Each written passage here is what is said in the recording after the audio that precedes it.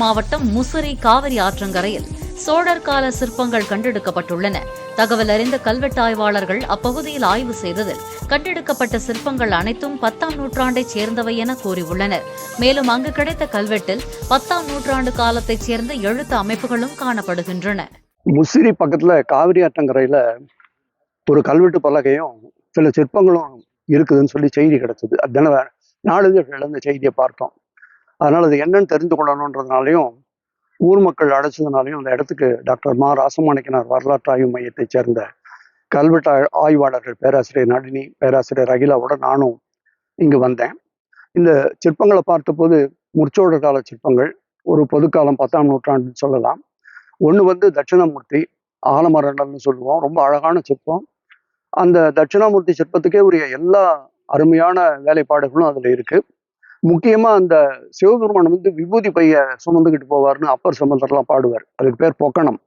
அது இந்த கல்லால மரத்துல அவர் மாட்டி விட்டுட்டு உட்கார்ந்து உபதேசிக்கிற மாதிரி காட்டியிருக்காங்க. வீணாதரர் ரொம்ப அழகான சிற்பம். இதை விட கூடுதல் அழகு. ரொம்ப அபூர்வமா தான் நமக்கு முற்சோழர் கால கோயில்கள் இந்த மாதிரி அழகான வீணாதரர் கிடைக்குது.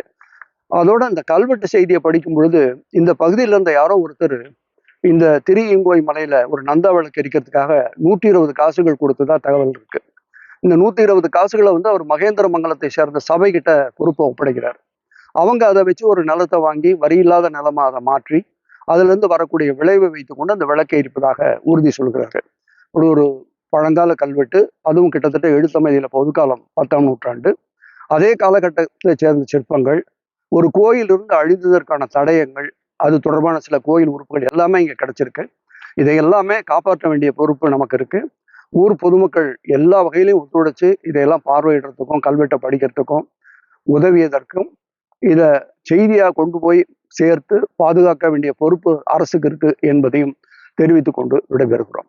பிளே ஸ்டோர் மற்றும் ஆப் ஸ்டோரில் இருந்து பாலிமர் செயலியை QR கோடு மூலம் பதிவிறக்கம் செய்யுங்கள். செய்திகளை உடனுக்குடன் பெறுங்கள்.